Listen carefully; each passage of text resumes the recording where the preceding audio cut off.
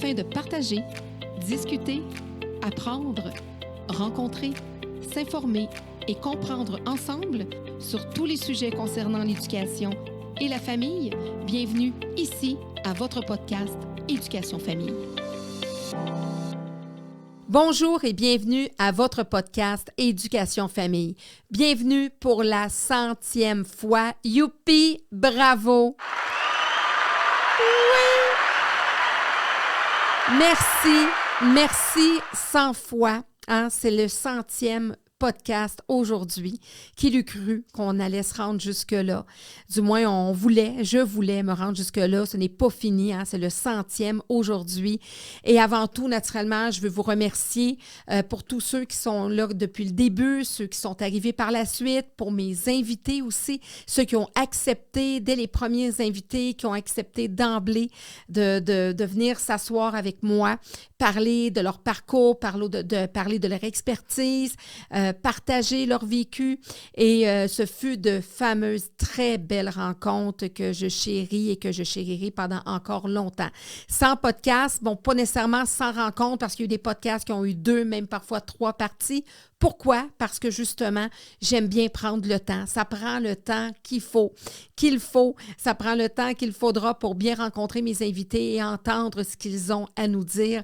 Mais c'est quand même le 100e podcast qu'on vous a présenté. Et pour ce 100e-là, on a décidé justement de faire un spécial de petits bouts de ces 100 podcasts-là, de ces personnes qu'on a rencontrées à travers quand même ces années-là. Ça fait maintenant presque 3 ans que vous êtes là. Un projet que j'ai mené quand même à bout de bras parce que c'était, naturellement, je remercie Alexandra, qui est une amie qui m'avait donné l'idée de partir, qui m'avait dit, tu devrais avoir ton podcast. Alexandra suit les podcasts des États-Unis depuis plusieurs années, avant même que les podcasts arrivent au Québec. On est quand même plusieurs années en retard sur les podcasts au Québec. Ça fait des dizaines, des trentaines d'années, presque 20 ans que des podcasts, peut-être pas 30, mais en tout cas plusieurs dizaines d'années que des podcasts aux États-Unis. Et elle suivait ça. Elle disait, Claudine, tu devrais avoir ton podcast. J'ai commencé dans un petit bout d'un de mes bureaux et on a fait quelques rencontres, des super de belles rencontres. Et ça a continué. Le studio a agrandi et avec plus de matériel professionnel, avec une équipe.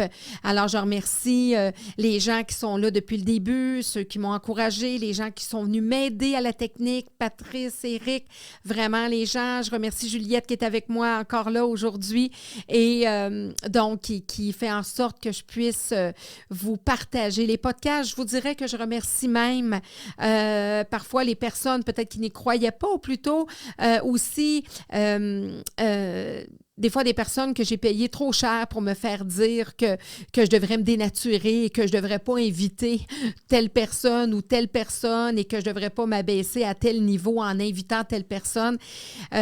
Je suis une femme d'affaires, j'ai un petit peu fait à ma tête et je suis bien contente d'avoir reçu les personnes que j'avais le goût de recevoir et c'est moi qui les reçois et c'est toujours avec un grand plaisir de les découvrir, d'écouter ce qu'ils ont à raconter. Et donc, je remercie à travers un projet comme ça, il y a des hauts, il y a des bas, mais je peux vous dire qu'il y a vraiment plus eu de hauts et des belles rencontres. Beaucoup d'apprentissage aussi parce que animer, c'est pas mon métier. C'est sûr que quand on parle de l'enseignement, on parle de l'éducation. Un prof, sa classe, ça anime pas mal une foule toute une journée. Mais quand même, le fait de me découvrir en tant qu'animatrice, si je peux m'octroyer ça naturellement là, avec un petit syndrome de l'imposteur, ce titre-là, j'aime bien. C'est parce que je veux rencontrer les gens, parce que j'aime ça apprendre de leur parcours, parce que je sais qu'à travers leur parcours, à travers leur expertise, à travers leur vécu, on apprend, je vous fais apprendre des choses, je vous fais découvrir des personnes et naturellement, les apprentissages et l'éducation, le parcours de vie fait partie de mon travail depuis 31 ans. Alors, le podcast était un incontournable à justement être capable de venir aussi offrir une continuité à ce que les médias m'offrent auprès de vous depuis plus de 20 ans, mais en le faisant régulièrement, à chaque semaine, en décidant de mes invités, du contenu et tout ça. Donc, je suis un petit peu plus autonome dans ce que je veux vous partager et on le fait bien humblement et ça prend le temps que ça prend pour aller vous chercher un après l'autre par votre intérêt, parce que ça vous tente d'écouter ce qu'on a à vous dire, parce que ça vous tente de découvrir et de rencontrer les personnes que j'invite à mon podcast.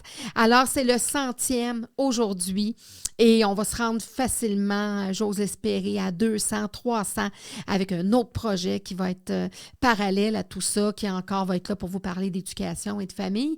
Mais donc, vraiment, si vous avez des idées aussi, vous pouvez m'écrire. N'hésitez pas sur ma page professionnelle, Claudine Potvin, spécialiste en éducation, sur Facebook. Et ça va me faire plaisir. Si vous avez des invités à me suggérer que je puisse recevoir, ça va me faire aussi un immense plaisir de les recevoir. Et de toujours savoir que vous êtes là et que vous êtes là pour écouter les podcasts, que ça soit en partie ou naturellement en entier. Vous le savez que je remets des diplômes à la fin de chaque podcast et de découvrir ces gens-là, de les voir recevoir leur diplôme à la fin, un diplôme bien mérité. Ça me fait toujours chaud au cœur. Alors, merci pour ces invités-là, pour leur générosité, pour toute l'équipe qui est derrière moi, même si c'est une petite équipe. Donc, pour Sophie, mon assistante et tout ça, qui sont là à m'aider à nous assurer que nos invités soient bien reçus et que tout se passe dans le meilleur du monde. Et bon, je remercie naturellement ma garde rapprochée, mes enfants qui sont là à travers mes projets et qui doivent faire leur vie avec moi, qui doivent avoir une mère très active dans leur vie et qui sont toujours là et qui, à quelque part, j'espère que je les inspire à travers mes projets, à travers mes réalisations, de réaliser ce qu'ils ont vraiment envie de faire et d'être. Et ce podcast-là en est une preuve aussi. Alors, merci infiniment. Ça sera pour des prochaines semaines avec d'autres invités. Hein. Il y en a déjà là, des podcasts qui s'en viennent, des super de podcasts intéressants, d'autres podcasts spéciaux qui vont arriver aussi avec des invités spéciaux. Alors, s'il y a quoi que ce soit, vous savez où me rejoindre, mais d'ici là, je vous souhaite encore un prochain. On se revoit pour fêter le 200e podcast dans quelques temps, quelques années. Mais là, on fête notre 100e et je vous remercie infiniment du fond du cœur d'être présent et d'être là pour prendre connaissance et vous abonner à autant notre chaîne YouTube de podcast, du podcast Éducation Famille. Il y a naturellement sur toutes les chaînes, sur toutes les lignes de podcast, hein, naturellement. On a Linktree aussi que vous pouvez consulter. Alors, il y a plusieurs façons de pouvoir écouter et aussi voir le podcast Éducation Famille. Merci beaucoup. À la prochaine. On évaluait que l'enfant est obligé, c'est 180 jours à l'école qu'il est obligé d'aller. Mais c'est pas 180 jours d'apprentissage. Non. Alors, je te remets ton diplôme. Hey, si on n'était pas en temps de COVID, je te ferais un de ces câlins, Claudine. Mais écoute, tu pourras remettre ça, là. On a choisi. Il m'a sorti d'une famille d'accueil à ce moment-là. Il est venu me chercher, il a fait un deal avec une femme. Cette femme-là s'est occupée de moi et s'est substituée à ma mère, ma mère est décédée quand moi j'étais très jeune, à l'âge de 10 ans. Hey, ça va. Je viens de parler pendant comme je sais pas combien de temps, le pauvre autres. S'ils voulaient faire du montage là-dedans, ils seront pas capables. Là. J'ai juste parlé sans arrêt. J'ai commencé dans le plus rough. Fait qu'il y a personne qui va écouter à la fin quand ça devient plus le fun. On va avoir perdu tous nos auditeurs. Tranquillement, pas vite, éventuellement. Il est devenu plus vieux, puis il a commencé à... en tant que parent, on prend toujours des photos, là, peu importe si c'est pour mettre sur les médias sociaux ou non. Puis là, je me dis, aïe, OK, je pense que je me vois en enseignement. Je connaissais pas grand-chose. J'avais 19 ans et j'avais pas beaucoup de vécu. Mais la première chose que j'ai écrit, mon instinct et mon guide, ça l'a toujours été dans ma vie. J'ai écrit « I have a bad feeling about this place ». C'est quoi pousser un enfant? Est-ce que c'est parce que j'ai une voix douce que je les pousse pas? J'ai perdu confiance dans ce que je faisais, j'étais fatiguée. Pour nous, c'est important, on voulait pas une éducation genrée le moins possible. Mon plus vieux, il sort puis il me fait... Le cancer des ovaires, il s'est dit, oui, mais tu sais, une fois, moi, j'y avais donné Le traîneau vagabonde se monte tout autour, sa chanson d'amour au royaume du bonhomme hiver. Je me sais heureux qu'elle soit morte, ma mère. Je ne serais jamais devenu ce que je suis devenu. Ben moi, selon moi, faire de l'argent seul, c'est très plate. C'est très ennuyant. Peut-être que je ne suis pas assez égoïste, mais moi, je suis le gars qui aime partager. Parce que j'ai dit, comment est-ce que c'est la semaine des millionnaires? Qu'est-ce que vous faites? Je voudrais savoir comment est-ce que j'ai pu réussir à être millionnaire dans mon propre moyen. Quand il y a un signalement, il faut répondre à la DPJ. Il faut vraiment être présent, il faut ouvrir la porte, il faut laisser les intervenants entrer chez vous, il faut être transparent. Les intervenants ont le droit de rencontrer vos enfants sans vous. Ils ont le droit d'aller à l'école, ils ont le droit de parler à vos enfants. Donc, il faut être transparent. Et ensuite, si le signalement est retenu, il y a une évaluation du dossier. Et c'est là où on décide. Est-ce qu'on va à la cour ou est-ce qu'on s'entend sur des mesures? À toute l'admiration que j'ai pour elle, elle a vécu de grandes épreuves, ma sœur, dont le décès d'un enfant.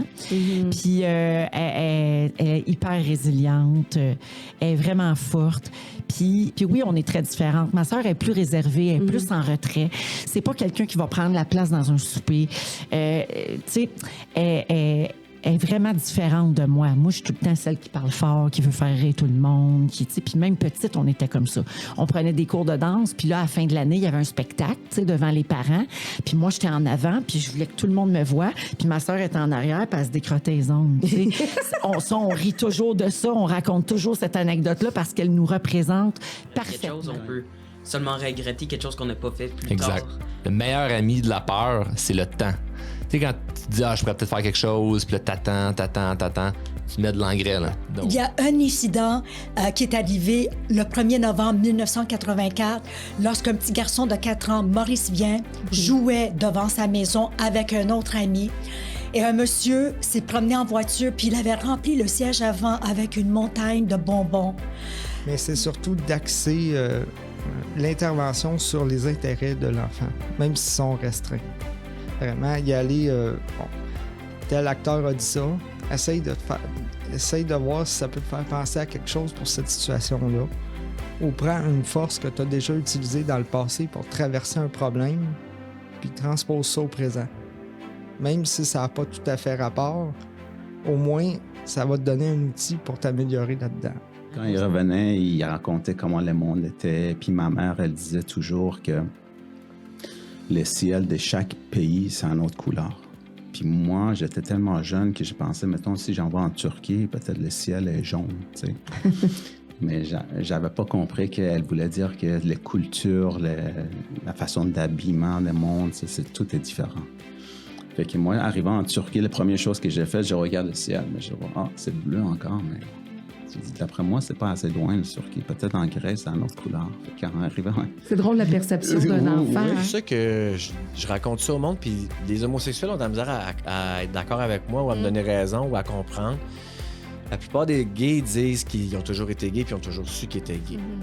Moi, je suis sûr que je suis gay à 100% aujourd'hui, mais ça a pris du temps, ça s'est développé, puis ça a pris du temps à s'installer. Je l'ai aimé pour vrai, ma blonde. Puis oui, j'avais des attirances, puis je me disais, non, ça doit être normal, tous les gars doivent avoir ça. Puis, mais moi, ça a grandi. J'essayais de le réprimer, mais ça prenait beaucoup de place dans ma tête, dans mon cœur. Puis ça s'est mis à nuire à ma relation avec Marie-Pierre, parce que là, je me disais, je suis capable de faire semblant, je suis capable de le cacher, ça va être correct. Je veux pas nuire à ma famille. J'avais l'impression que ça détruirait ma famille. On avait une maison, on avait une belle vie. J'avais peur de détruire ça. Puis, au contraire, ce qui est arrivé, c'est que de le garder pour moi, tout fait ça. C'est ça qui détruisait ma famille. Là, sa mère a dit, t'as pas dit ça, Francine. Là, tout le monde a ri, mais je vous jure, Claudine, ça a changé l'ambiance. Ça a changé l'ambiance, c'est ça. T'sais, fait que là, ça a fait... Ça a enlevé la lourdeur de la situation. De la situation, puis il n'y a rien comme l'humour pour faire ça, tu sais, puis c'était... son départ a été magique. Mais magique. Entre guillemets, ça a été serein.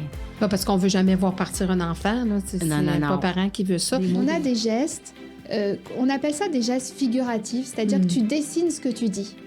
Tu vois, par exemple, on s'envoie en l'air et tu vas faire un geste comme si tu allais vers le haut, tu vois.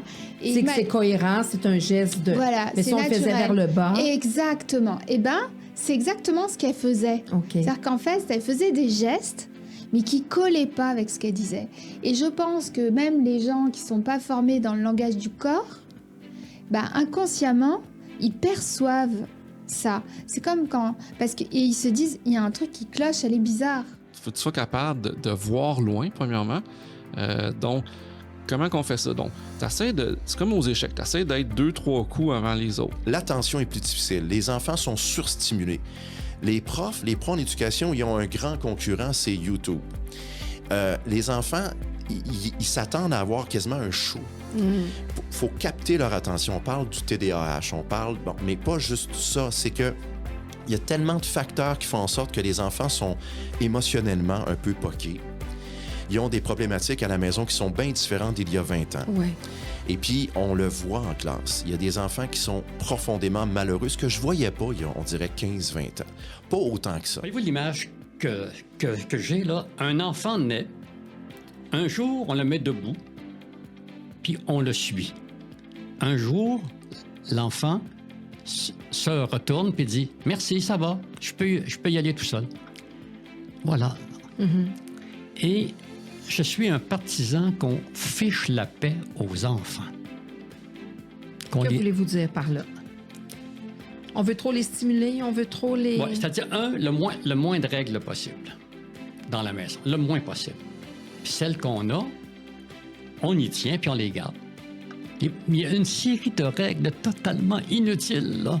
Des bienfaits de la météo intérieure, c'est-à-dire apprendre à nommer sa météo intérieure, apprendre à la reconnaître, apprendre aussi à ne pas rentrer en résistance avec ce qu'on ressent et surtout apprendre à développer de l'empathie à travers d'autres amis qui sont dans la classe, qui vivent des météos intérieures comme les nôtres. A fait une différence dans le sens qu'il y a eu une diminution significative du stress et de l'anxiété chez les enfants. Il y a eu une diminution aussi des comportements d'agressivité. Je percevais dans des personnes que je pouvais coacher qui avaient 40 ou 50 ans ce manque d'estime, ce manque de confiance-là. Puis, bref, la transformation de la perte de poids ce que j'ai réalisé avec le temps, c'est de passer à travers ce défi-là, cette épreuve-là. C'est ça qui faisait en sorte que les gens changeaient, prenaient confiance en eux autres, ça améliorait leur estime. Puis là, ça m'a frappé. C'est comme si ce qui, moi, me rendait heureux, confiant, puis que je sentais que j'avais le contrôle dans la vie que j'avais, je me rendais compte que je pouvais le redonner aux gens. À chaque jour, tu fais un apprentissage. Donc, moi, je crois beaucoup qu'il faut apprendre pour évoluer. Donc, tu n'es pas chez vous toute seule, tu fais partie de ça. Puis là, tu te dis, tabarouette, je suis pas toute seule. Puis là, tu lis les histoires de tout le monde. Parce que souvent, quand on parle d'alcool, mais c'est noir ou c'est blanc. Il n'y a pas de juste milieu. Les gens vont penser c'est soit que tu es alcoolique ou tu n'as pas de problème. Mais entre les deux existe, puis c'est la zone dans laquelle moi j'étais. Il ne faut jamais rire des gens qui ont la dyspraxie. Sinon, vous allez être au diable. Est-ce que tu sais déjà compter? Compte donc. 1, 2, 3, 4, 5. Fais un beau papaye, puis envoie-y un beau... Je l'entends arriver. Écoute bien, je crois que mon invité arrive. Oui, il est là. Bonjour, Papa Noël. Oh, que je suis contente de vous voir. C'est une belle surprise. Les lutins m'ont joué tout un tour. Ils m'ont rajouté ça dans l'agenda. Ben oui. Ça m'a tellement fait plaisir. Je ne pouvais pas refuser. Mais non, c'était une belle surprise, les amis. Noël, c'est le moment de partager avec la famille, d'être ouvert avec son voisin de palier dans l'appartement, son frère, sa sœur. C'est le moment privilégié pour dire « Excuse-moi, j'ai fait ça. Pardonne-moi, je t'aime. » Des magies que j'ai vues cette journée-là. Je suis encore émotif de voir les parents touchés. La direction d'école m'a permis de faire les 12 classes. Ça a pris 2h30. Cette magie-là, ça s'ajoute pas. Mais pour arriver, Claudine, à être capable de rêver, d'avoir des rêves, si tu ne te connais pas, comment peux-tu même penser d'être capable de rêver et de réaliser tes rêves si tu vas pas à l'intérieur puis tu as été toute ta vie dans le faire?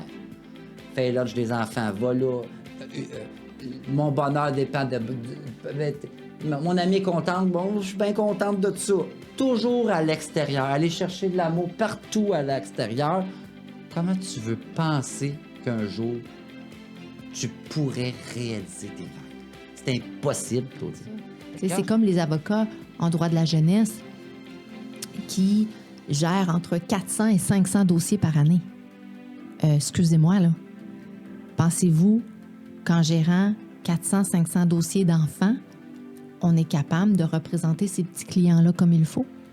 Ils n'ont même pas le temps d'aller voir leurs clients. Ils n'ont même pas le temps de leur parler. Il y avait à cette époque-là plus, disons, je dirais, de coming out, tu sais, d'hommes qui avaient fondé une famille avec une femme, mais deux hommes ensemble qui adoptent. Il y avait des hommes célibataires qui le disaient pas nécessairement leur orientation sexuelle et qui adoptaient à l'international à une certaine époque où l'adoption était ouverte aux personnes seules. Je sais que là, c'est très, très, très, très, très restreint, l'adoption internationale, même pour des couples hétérosexuels, ça fait pas assez longtemps qu'ils sont ensemble, ils sont pas mariés, etc. À l'époque, l'investigation était vraiment réservée à une classe à part. On en parlait très peu. À la limite, je pourrais dire que c'était des services qui étaient extrêmement dispendieux. Il n'y avait pas beaucoup d'agences. Mais avec les années, comme je disais tantôt, ça a beaucoup changé. On a beaucoup démystifié. Et je vous dirais que maintenant, c'est monsieur, madame, tout le monde, c'est-à-dire madame qui est propriétaire d'un triplex, qui fait de la location. Mais dans ton parcours, il y a eu quelques familles. Oui, j'ai fait quelques familles de DPJ, puis des bonnes, des mauvaises. Puis j'ai tombé quand même assez rapidement sur une bonne famille, qui ont décidé de m'adopter. Non, mais j'avais compris que dans ce métier-là, c'est pas le talent, c'est pas ça qui fait en sorte que tu perces ou quoi. Il y a tellement de facteurs. Toutes sortes de choses. C'est politique aussi, la musique. Malheureusement, c'est pas le meilleur qui sera en haut nécessairement. Alors que dans le sport, au tennis, tu es le meilleur, tu te rends en haut. Dans la musique, c'est pas ça, là. C'est qui tu connais, si tu connais les contacts, as-tu les sous, si tu es docile, si tu dis oui. Au début de carrière, il faut être docile. Tu peux pas être une tête enflée dans ce métier-là. Quand la CAQ est rentrée, j'espérais avoir de meilleures réformes que ça. Ils disaient, on va abolir les commissions scolaires. On changeait 4,30 sous pour une pièce. Là. On a juste changé le nom. Ça a coûté juste plus cher de refaire tous les papiers avec les nouveaux logos, non plus de commission scolaire, mais de centre de service. Mais c'est la même chose. Ça ne fonctionne pas plus. Non.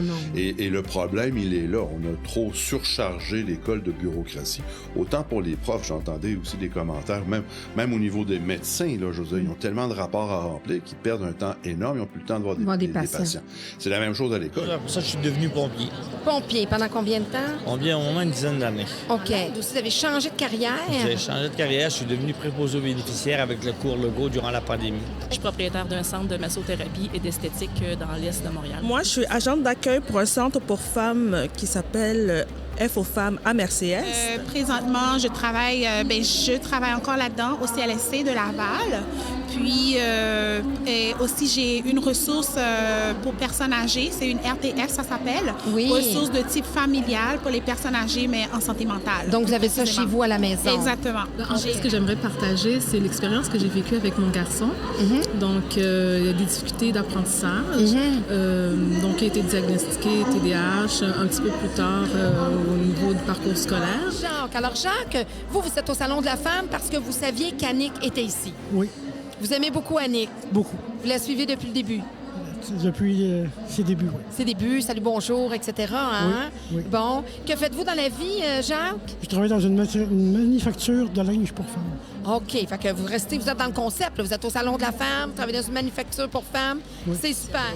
Donc, je suis ici principalement pour les livres et aussi pour les ateliers qu'on commence bientôt. J'ai commencé une chaîne YouTube. Toi, tu as ta chaîne YouTube? Pas vraiment, parce que j'ai juste sorti des shorts dedans. Mais éventuellement, je vais faire comme influenceuse beauté. Influenceuse beauté. Ouais. Tu veux faire l'influence beauté. Et tu vas influencer les gens pour savoir comment ils vont se maquiller. Puis là, sur ta chaîne YouTube, tu as des shorts. Mais je vais en sortir plus. Mais parce que, tu sais, j'ai regardé eux qui font les influenceuses beauté. Ils ont beaucoup de likes, ils ont beaucoup de vues. Puis j'ai envie d'en avoir parce que ça donne un peu d'argent. Ça te donne de l'argent, tu penses que c'est de l'argent. C'est éphémère parfois. Hein? Des fois les gens qui nous like, c'est pas des gens que... Les vrais amis, là, puis la vraie famille, c'est mieux. C'est notre rôle comme cardiologue de leur faire comprendre que leur vie a malgré tout changé en 3 jours. C'est pas parce qu'on a débloqué quelque chose. Il y a des virages souvent, vraiment de gros virages qu'ils doivent prendre au niveau de l'alimentation, au niveau des... Absolument. Parce que eux, ils rentrent et 3 jours plus tard, ils sont sortis. Et ils se sentent aussi bien qu'ils étaient la veille. Quand il s'agit d'un petit infarctus, ils ont eu un stent, ils ont l'impression, on a mis un spring, c'est tout. Il faut que tu arrêtes de fumer, il faut que tu arrêtes de boire, il faut que tu arrêtes de... Et il faut que tu prennes des médicaments. Oui. Veux pas. Ça, c'est ce qui est l'étape la plus dure à vendre. C'est que tu as un processus qui continue en toi. Et ça va revenir si tu ne brises pas ce processus. On n'a pas réglé ta maladie en débloquant une artère. Il va s'en former d'autres. Vous avez vu un profil particulier d'enfants qui seraient plus sujettes à être intimidés? Bien, peut-être, c'est sûr, l'enfant qui a moins confiance en lui, qui s'affirme pas beaucoup, qui a peur du rejet, qui a peur de déplaire. Qui est marginalisé aussi des fois par ou un enfant qui est différent. Plus marginalisé, plus différent aussi, ça peut arriver. Mais c'est ça, c'est l'enfant qui n'arrive pas à s'affirmer, à mettre ses limites, comment à se défendre, puis à dire... t'es là quand il annonce ça, quand il t'annonce? C'est parce qu'il dit je suis une tumeur, mais moi, je comprends pas c'est quoi une tumeur. Fait que j'étais juste heureux d'être comme là. D'être en vie. Parce que toi, ils t'ont tout pris en charge. C'est après l'opération qu'ils t'ont expliqué ça ou c'est avant? Ben, c'est mes parents qui m'ont expliqué que j'avais le cancer, mais ben, moi, au début, je comprenais pas. J'étais comme, je peux aller jouer au basket. Toi, tu voulais retourner jouer au basket? Ouais. J'avais aucune idée de comme ce qui se passait vraiment.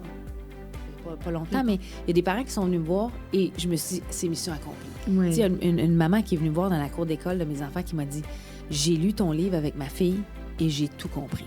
Et là, je fais, pour vrai, ça m'a touchée. Parce que je me suis dit, elle dit, j'expliquais mal qu'est-ce qu'elle avait, elle dit, j'ai compris que c'était de l'anxiété de performance. Puis j'ai dit, ton livre a vraiment aidé à avoir la discussion. Tu sais, pour moi, c'était... Ça peut déboucher ailleurs, ça, c'est ma discussion. Ben oui, exactement. Je suis allée au pet shop chercher un vibrateur. Elle dit, t'es-tu malade? C'est pas le pet shop. Elle dit, c'est le sex shop. Puis là, mon mari, lui, il sait pas, hein, que... J'ai dit, on va aller en ville. Puis là, ben, je m'en vais, séduction. La pomme, ça bâtisse. Fait que j'ai dit, je vais aller là. Fait que lui, je suis toujours rendu dans les produits naturels. Il dit, oublie pas, mignonne, il dit d'acheter des pommes. Il dit, on n'a plus de pommes à la maison. Hey, je m'en vais au sex shop. Oui. J'ai dit, tu serais peut-être mieux des bananes, parce que je pense pas de trouver de pommes là. Mais moi, mon rêve, c'était pas de devenir designer. Mon rêve, je pense, à la base, ce que je voulais, c'était d'être connu. Je pense que ça, je voulais ça. Une reconnaissance. Ouais, je pense que je voulais comme... Parce que j'étais tellement timide que le fait d'être devenu connu m'a donné une satisfaction à avoir une relation qui est différente avec les gens. Okay. Là, les gens viennent me voir, puis là, je suis pas gêné. T'as pas besoin d'aller voir, ils viennent à toi. Ouais. Puis d'avoir un contrôle sur le service que tu leur offrais, chose que tu pouvais pas faire en milieu hospitalier. Tellement pas. Puis moi, je travaillais, je peux le nommer, l'hôpital de Saint-Jean. Il y a une gestionnaire de cette unité-là qui est fantastique. C'est une mère de 5 enfants, je pense que ça fait toute la différence, mais malgré toutes ses bonnes intentions, malgré tout ce qu'elle changeait, tout ce qu'elle adaptait, mais quand il y a trop de patients, il y a trop de patients. C'est ça, là. Il y a des choses que tu peux pas changer. Exactement. Je détestais tellement couper mes soins quand je sentais un besoin criant. Il est arrivé même un bout dans la pandémie où on donnait des congés 12 heures. Quand c'est ton premier bébé, t'as pas envie de quitter après 12 heures. T'essaies d'apprendre l'allaitement, t'essaies d'apprendre qu'est-ce qu'on fait avec cette petite créature-là qui vient d'apparaître dans notre vie. Mais après 12 heures, c'est retourne chez toi, j'ai pas le temps. Et 2 ans plus tard, une femme se présente dans ma vie et m'ouvre ses bras. Puis je trouve pas ça mauvais. Alors, j'ai été avec des femmes pendant plus d'une 20aine d'années. Jusqu'à ce que je rencontre un homme à un moment donné qui, me tend ses bras. Et puis là, j'avais remaigri de toute façon, là, tu sais. Quand vous m'avez connue à la télé, moi, j'étais mince, là. Alors, j'ai repris du poids depuis 2001, là, mais bon. Et j'ai joué à l'accordéon un petit peu dans ma vie puis physique. À l'époque, là, on dirait que l'acceptation de soi, le corps, la valorisation du fait d'être un peu plus ronde, là, si on en parle plus, c'est plus accepté. Est-ce que les hommes aiment mieux ça? Ça, c'est une autre affaire. Là. Il y a des hommes qui aiment les femmes rondes, mais il y a toujours la culture de la beauté. Secret, les hommes aiment les femmes rondes. Ah oui? Apparemment. Mais donc, tout ça pour revenir à ma véritable identité, c'est de ça aussi dont Nadine Lauzon espérait que j'écrive. Et j'étais pas prête. Puis finalement, je suis devenue prête à écrire, à me révéler donc dans ma sexualité. Là, est-ce qu'on dit bisexuel? Je veux bien dire bisexuel, mais ça fait quand même plusieurs années que je suis revenue avec des hommes. Et moi, j'aime la présence d'un homme aussi. Actuellement, je vais passer mon message. Je suis célibataire, je suis disponible. C'est bon. Puis tu es avec elle depuis 30 ans. C'est quoi votre secret de longévité? Il y a beaucoup d'admiration l'un envers l'autre. J'ai toujours eu de l'admiration pour ce qu'elle fait, pour la personne qu'elle est. Il y a beaucoup de respect. Puis, on a toujours des projets. On a toujours. Puis, on se cache pas d'un projet, là. C'est des projets, c'est parce qu'on aime ça. Fait que je pense que ça, c'est la recette de notre couple, nous autres. Le respect, l'admiration, puis les projets. On devrait faire ça, on devrait aller là. Tout le temps. On a toujours quelque chose. Des rénaux, un voyage, n'importe quoi. Je veux dire, il y a toujours quelque chose. Bonjour et bienvenue à votre podcast Éducation Famille. Aujourd'hui, je me suis dotée de mes belles lunettes de la rentrée en cette belle rentrée scolaire, une autre saison officielle de rentrée scolaire.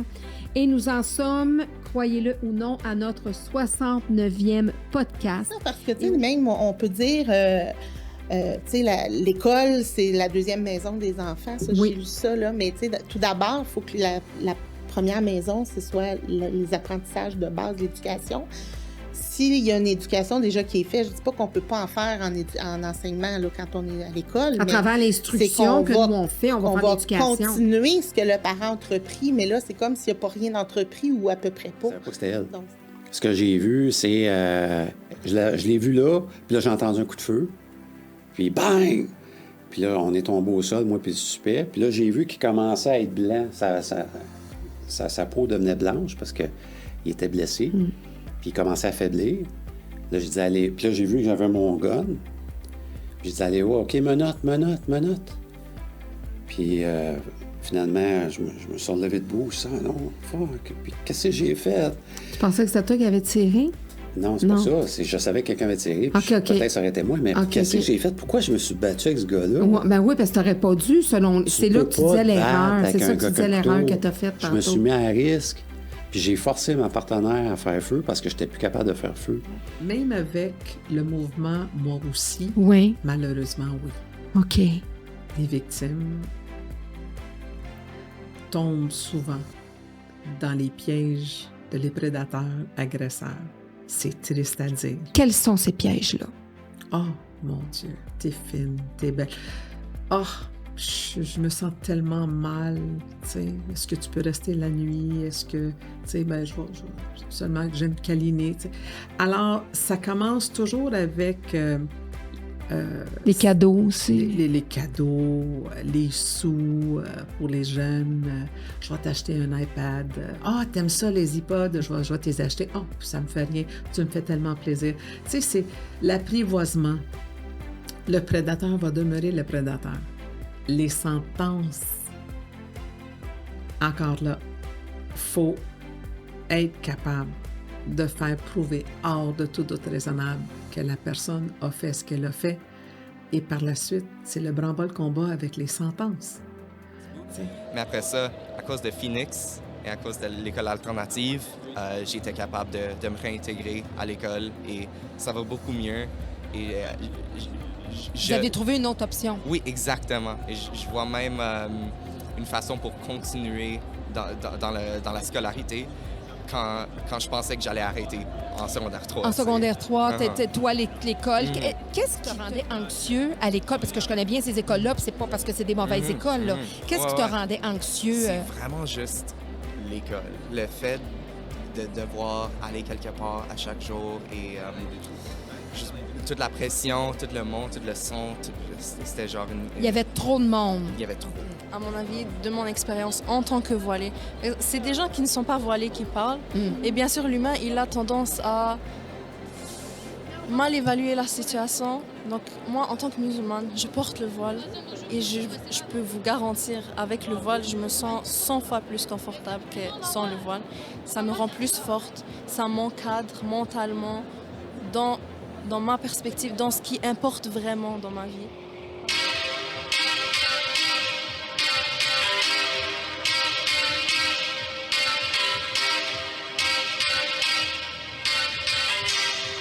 Bon. C'est toi qui as fait ça.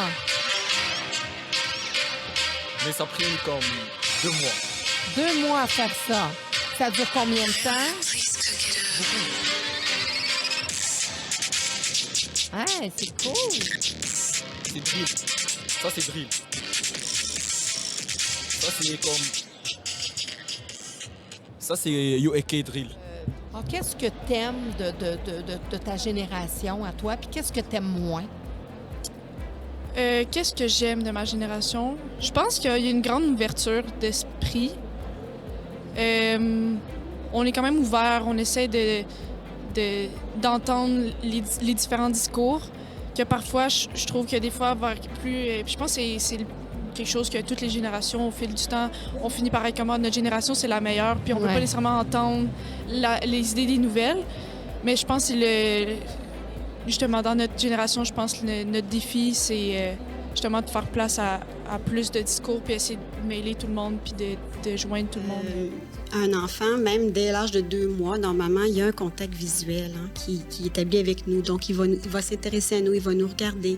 C'est un enfant qu'on va voir qui est curieux, qui est intéressé par ce qui se passe. Donc, qu'on va lui présenter des jouets, puis qui va être capable... Regarder partout. Comme oui, regarder, c'est ça. Parce que dans les signes, dans le fond, dans qu'est-ce qui devrait nous inquiéter chez l'enfant, bien, on pense toujours à l'autisme. Donc, c'est pour ça que je parle du regard, du contact, qu'on peut détecter quand même assez tôt si c'est difficile pour l'enfant. C'est sûr que s'il y a des troubles de motricité, donc de planification motrice, des fois, au niveau visuel, c'est plus difficile aussi. Fait que, il faut garder en tête que ça se peut qu'effectivement qu'il y ait un certain retard puis que ça se récupère. Un enfant, on va porter attention à ce que l'enfant vocalise. Est-ce qu'il fait des sons? Moi, je suis pas un semeur de peine, des ci puis des autres. J'ai un semeur de joie puis qui s'arrange les autres avec. Ils sont tristes. Sors de ta tristesse puis vive la joie.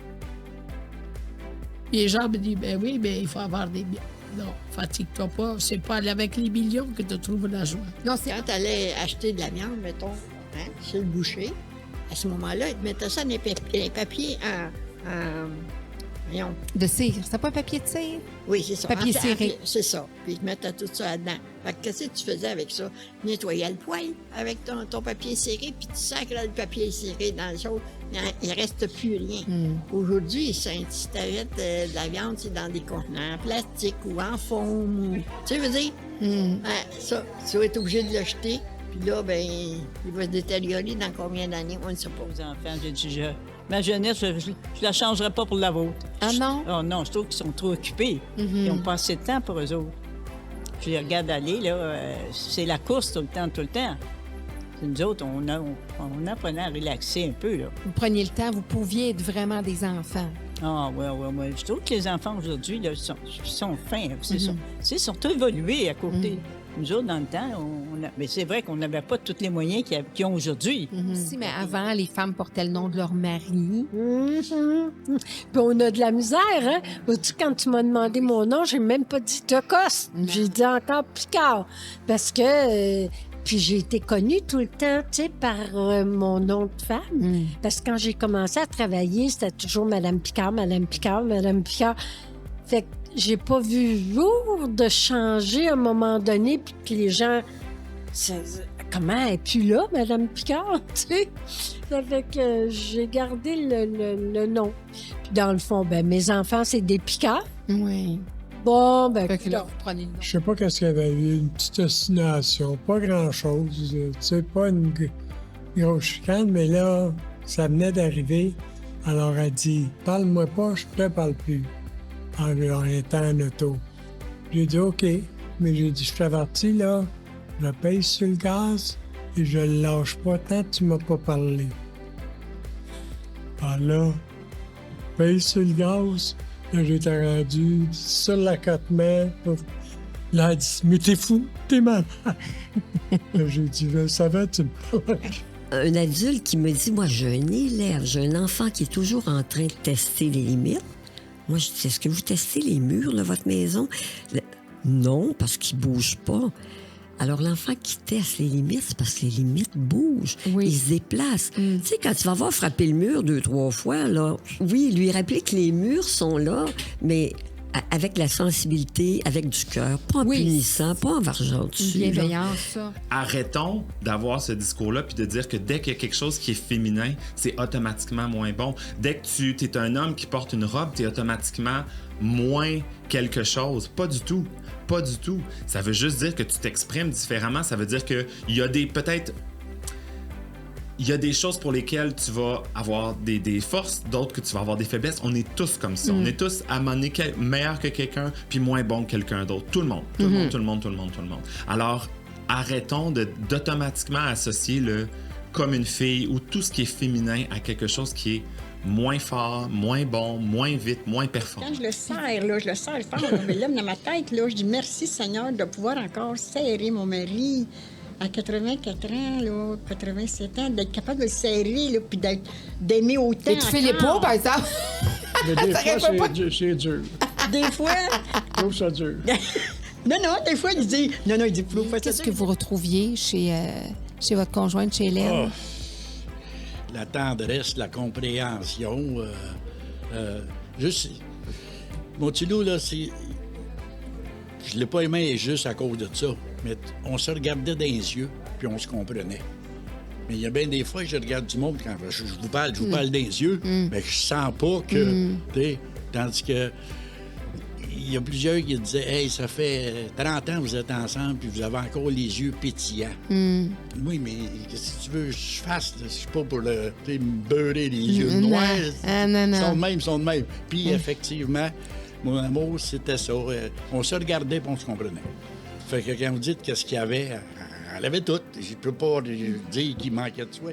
Comme on entend beaucoup parler que il y a des parents qui ont du trouble avec leurs enfants, mais c'est pas notre cas. On a des très bons enfants. Ouais. On les aime beaucoup. Puis vous, M. Roger? C'est toujours difficile à dire nos sentiments, là. Oui. Qui continue dans la même pensée qu'on a faite.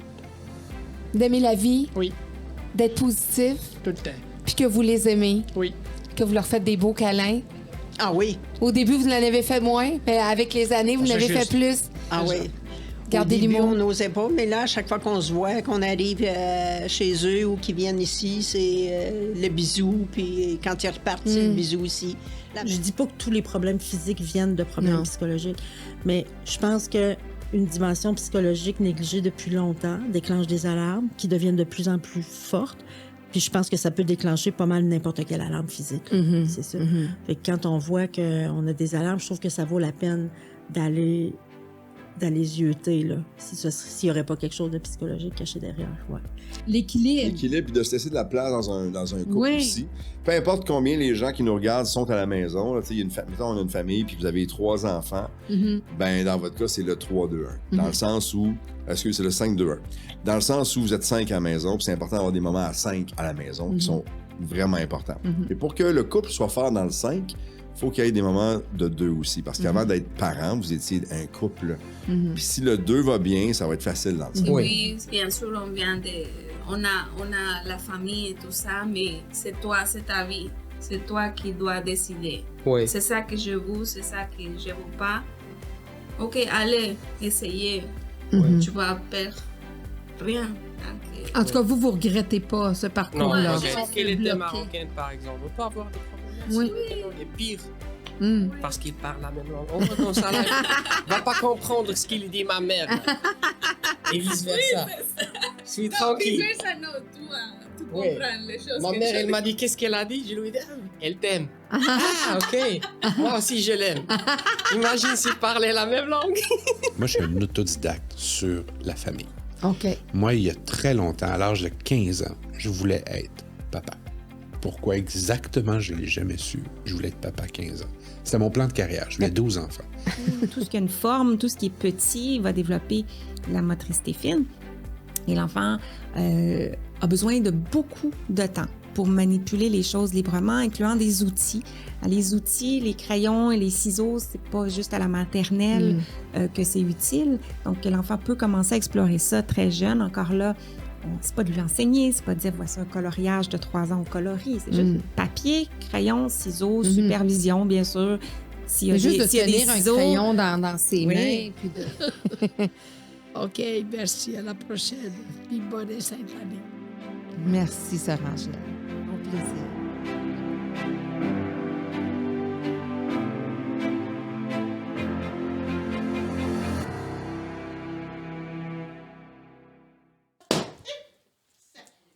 Ça va très bien.